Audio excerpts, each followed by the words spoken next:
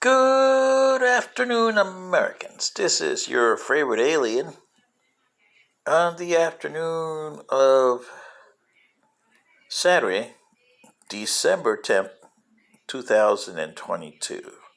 Sitting in for Paul Harvey this afternoon. Stand by for the rest of the story. Well, today's story is on Ivan and Richard. Mr. Harvey did a story on them a long time ago. And they both are misunderstood, one for a heartbreak, and the other one because of a misinterpretation of one guy. Let's start with Ivan. Ivan was born in the Duchy of Moscow in 1530. 17 years later, he became King Ivan, eventually of Russia. And he was deeply in love with his sweetheart, Anastasia, daughter of Romanov, thus Romanov. Okay? You get the picture? Yeah. Well, Ivan and Anastasia loved each other deeply. And a love like that will cause a heavy amount of problems. And especially when she died at an early age in 1560. Ivan had a lot more wives after her. But from 1560 till his death in 1584, at the age of 53, you know him by the Russians' nickname that they put on him from 1565 to 84. Ivan the Terrible. His grief was inconsolable, and he took it out on everybody. I mean everybody. The Russians military, the Russian aristocracy, and especially the Russian peasants. Oh yeah, Ivan was terrible. And that's where he gets his nickname, Ivan the Terrible. But from 1547, when he assumed the throne, to 1564, he was pretty much the best Russian Tsar and still is today. But after 1560, that grief that left a gaping hole in him, and I can understand about the gaping hole, he couldn't fill it. And he filled it with hate. And he filled it with grief and gripe. And the people that were part of that was the people of Russia, both the military, the aristocracy, and the peasantry. Thus, 1565 to 84, Ivan the Terrible. And the people outside of his territory. He started the conquest of Russia that culminated with Peter the Great in 1717. Yeah. And Russia is today because of Ivan the Terrible. Not Ivan the Gentle, which he was at the first 1547 to 60. To do with Anastasia. And therefore, Americans, that's where the misnomer gets to be. Ivan was both a nice guy and a terrible guy, so you saw both the good and the bad because of one instance, the death of his wife Anastasia, and the hole it cost him. And it happens to a lot of people. Some get over it, some don't. He never did. He got worse and became Ivan the Terrible. As for Richard, otherwise known as Richard III,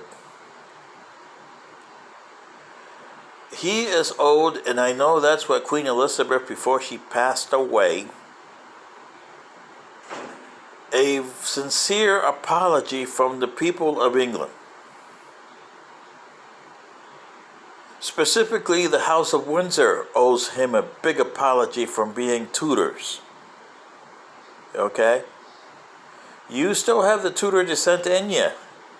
And you owe Richard III some sort of a big apology by a exclamation and a service that you do towards him as a fellow king, Charles III. Because your guy that made him look like Richard III, and he didn't know anything about him, only what he read about him, but he had other agendas. And this is what I'm saying about agendas, humans. You guys got agendas. Mr. Biden has an agenda. Mr. Trump has an agenda. Your senators all have an agenda. McConnell has an agenda. McCarthy has an agenda. And it's not you. It's whoever they serve or whoever they get paid that they're trying to make the agenda for. In the case of William Shakespeare, whoever he was, because nobody knows really if it was a William Shakespeare or somebody else was doing a pseudonym as William Shakespeare, and the guy that actually was William Shakespeare, was he really that? There's still question marks about that, even today. But William Shakespeare's Richard III, oh, did he paint him in such bad light, didn't he? And he did that on purpose, because remember, his patrons were the Tudors. And that's not worth doing there. He should have been a guy that did his own stuff and painted Richard III as Richard III should have been. Not as Richard III came out because of the Tudors. That was an injustice done to Richard III, and an injustice done to Elizabeth I at the time. When he did that, 1592? Yeah. I've read Richard III, and I went back, and when I was in London, I even went and searched things over there. And Richard III is not the Richard III that's in that play. That play is totally William Shakespeare, an agenda towards the Tudors. Because remember, Henry VII was Elizabeth I's grandfather. Yes. You can't do that.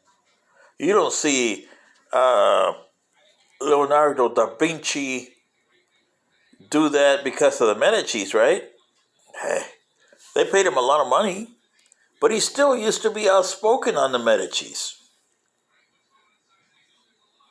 And he did outspoken to the church, too. I'm surprised they didn't burn him at the stake, but, trying to burn Leonardo da Vinci. When he was a, what do you call it, bastard child? See what I mean? But he didn't take the stuff that Mr. Shakespeare did. He didn't use an agenda to do that.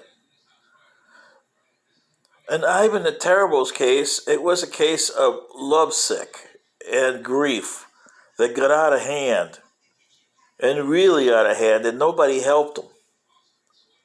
So Ivan went down the wrong road. Those of us who have lost loved ones, especially your other half, and you were really in love with her, you know what I mean. And it's a hole that you're never going to be able to fill. It leaves you with a big, huge gash in your heart, bigger than the Grand Canyon that you never can put together. And some people will actually kill themselves. It also happens on other things. When somebody commits suicide, there's a reason for that.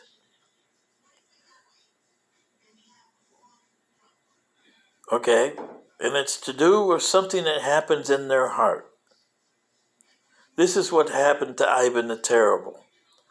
Except that he didn't commit suicide, he went the other way and became Ivan the Terrible. He had everybody's got your good side and your bad side. And he let his bad side of the soul come out and really ruin it.